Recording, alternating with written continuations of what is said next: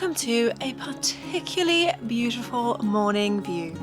Currently cruising along the Shropshire Union Canal, and morning views like this make for a boater's dream. The downskating from house to narrowboat, the endless list of things to fix, the harsh, cold and snowy winter, it all becomes worth it in moments like these.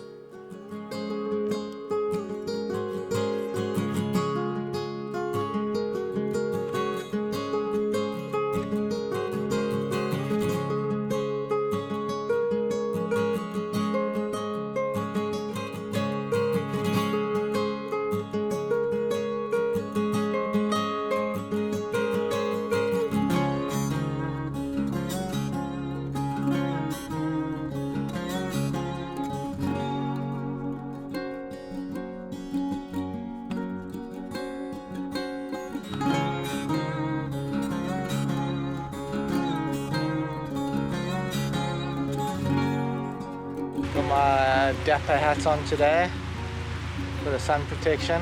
Been getting lashed by the sun, so yeah. Lucky my wife has a hat collection. As Paul was saying, it is prime weather for maximum sun protection. He's gone for the long sleeves today. It's just sometimes easier than reapplying sunscreen all day long, and he only has caps, so he's borrowing one of my wide brim hats. And 28 degrees I think it is, but you know, as weather in the UK goes, probably feels like it's 35 because we're all used to a bit of the cool weather and a bit of a drizzle. He actually said there's rain coming on the weekend and he can't wait to cruise in the rain. Can't say I disagree, it would be so refreshing right about now.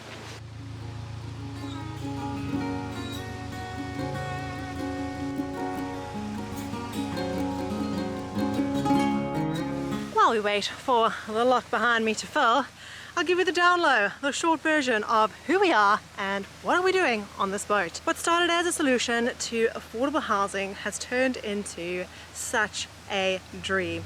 We live in this tiny floating home. It's a 57-foot narrowboat, and we are just getting used to exploring the UK, the English waterway system as our backyard. And let me tell you something, it is fantastic. Subscribe to the channel if you're new here and stick around. I think you'll enjoy.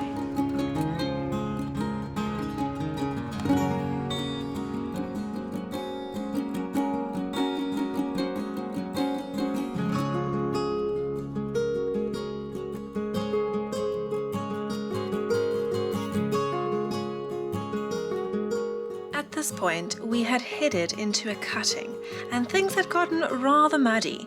You can see me here in my bright yellow Birkenstocks marching back towards the boat. Well, we've got a bit of a wardrobe change going on here. I walked down, but when I got to the first cutting that we're in, it's quite high. They've cut through the stone. It's a bit muddy down here because it doesn't really get sunlight to dry up, but we got the diva of the show changing out of her Birkenstocks. I was on a call and I was walking into farming boots there. So focus. one at a time. One.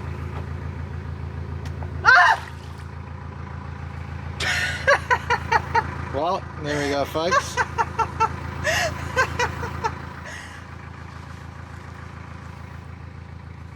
Project Rescue, Birkenstock, with a cricket hat. Old Brian Laura, ready to go. Might as well wash it while it's in here. Thank you. Yellow, yellow, come on.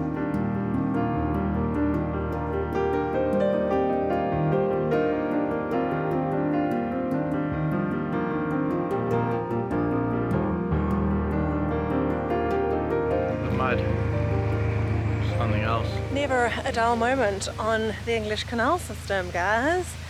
bright and sunny on one side, and then all of a sudden you find yourself in this dugout area. Look at this rock face.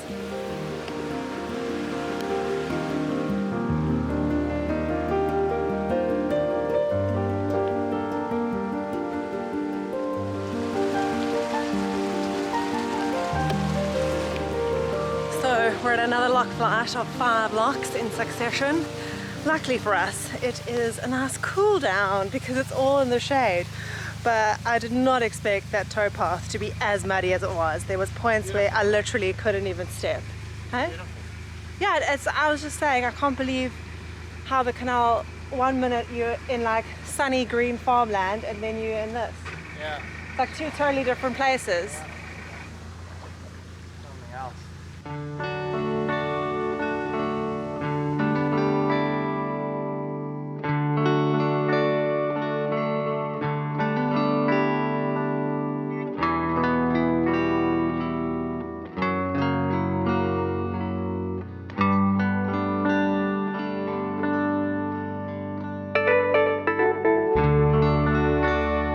This is the old stables, which back in the day made Turley an important overnight mooring for working canal boats. Once filled with a gamekeeper, shoemaker, boatman and horsekeeper, it was then leased by Cadbury for transporting milk churns from local farms to their chocolate factory at Knighton. It has had many uses over the years, and it stands here now as a converted and fully restored modern 3-story home. That was that. It has been another long, hot day. 10 locks we did, 2 flights of 5. It's time to take a break and have a beverage. What do you say? Get the cold ones.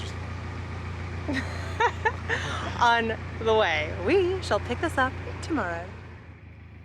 Well, that's what we had thought. But late that evening, unable to find a good mooring, we continued on and found ourselves here in Woods Eaves Cutting. Just another example of how drastically your surroundings can change along the canals. Paul and I are always saying how at times along the cut we feel we could be absolutely anywhere. The illusion that we're bobbing around out here in the middle of nowhere is one we quite enjoy. Looking up amongst the far-reaching trees and knowing you're traveling through the work done so long ago by hard-working men's hands is about as grounded as you could ever feel. And that is a beautiful thing.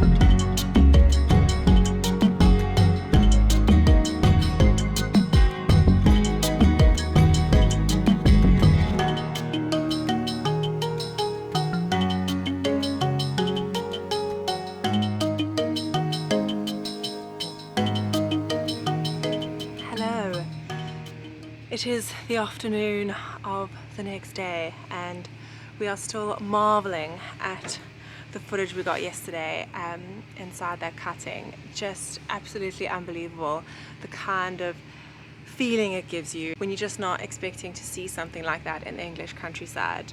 Both Paul and I were stunned and just thoroughly enjoyed it. There is absolutely no doubt that going through these cuttings when you are low down in the canal on hot summer days like the ones we've been having is just such a relief. At least we can take footage because not everything is overexposed, but also just it is so hot, like OMG. Heat wave central.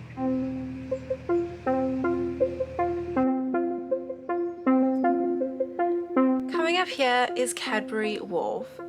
It was used between 1911 and 1916 to process locally collected milk products and for the shipment of chocolate crumb by canal to Cadbury Bourneville.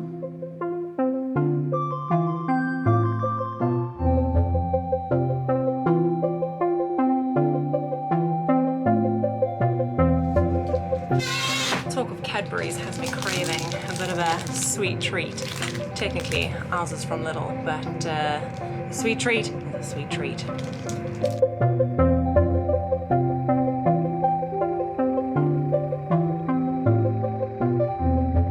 We're currently in another short cutting coming up to the town of Nossal, spelled G-N-O-S-S-A-L, so I think that's how you say it. And we're going to stop there and try and walk to a co-op because it is the last little shop for a while. Just as I was telling you where we are headed, it seems we have already arrived.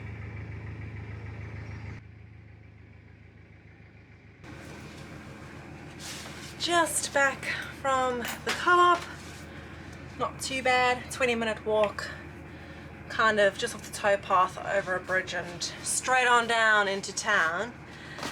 Gonna unpack that. Now it's time for our evening drinks. We've definitely gotten into a good routine with cruising in the evenings on these super hot, lacking of wind days. The view with the light, with the sun going down, and having a drink, maybe putting on some soft music, chatting to people as you slowly go by their boats. There's a lot of boats here.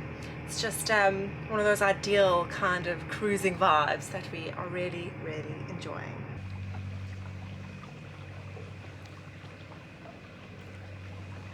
More views of this cutting as we head through Cowley Tunnel.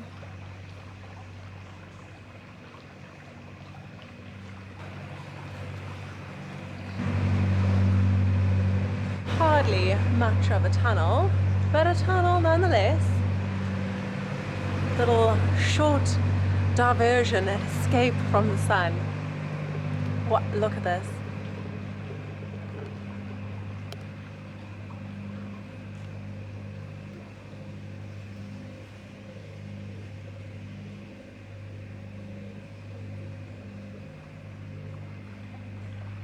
Feels almost unbelievable how high those trees actually go up and how low down the cutting is.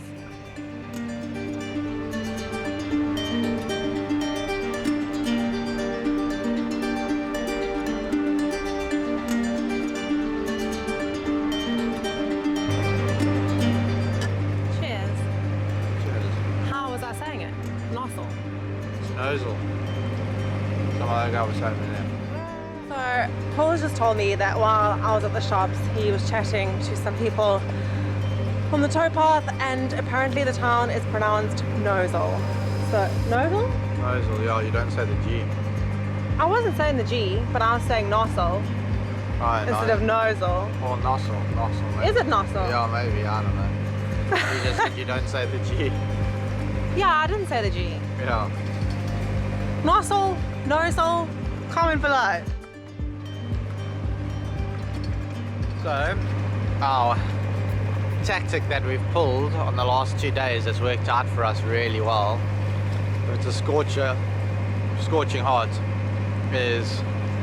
or in the summer you can leave at 4 o'clock and then we just go until 9 o'clock. So we make sure we get through all the big towns and stuff where all the boats are moored up, and then when we're out in the countryside there's not that many boats moored up, so then we can go until it starts, and so we normally go until about 9 because the sun goes down at 9:30. So yeah, that's been working out for us. I mean, we're pretty bronzed. We don't want to get any more bronzed than we already are. Well, actually, I think we're less bronzed than the average person that's from the UK, let's say. Yeah. But we're so used to getting burned, we just don't like it. We don't enjoy it. Yeah. So it also just takes the fun out of it a bit. Yeah, you don't want to feel sore. Well, you feel buggered the next day, and then you got to travel again, or you want to go look around in the town and you're sunburnt to finish and you can't walk around. And not a vibe. well, not my vibe. Might be other people's vibe. but not my vibe.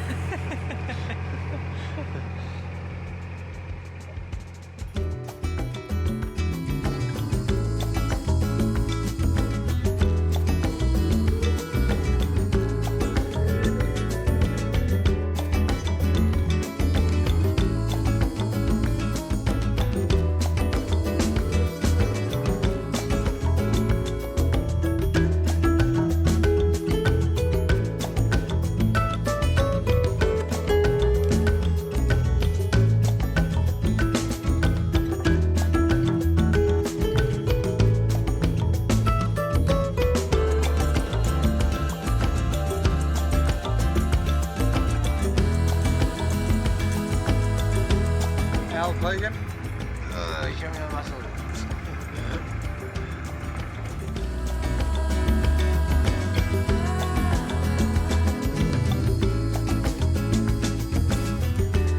We're going to leave you here in our version of Narrowboat Life Happy Hour. Thanks for spending your time with us. We'll see you soon.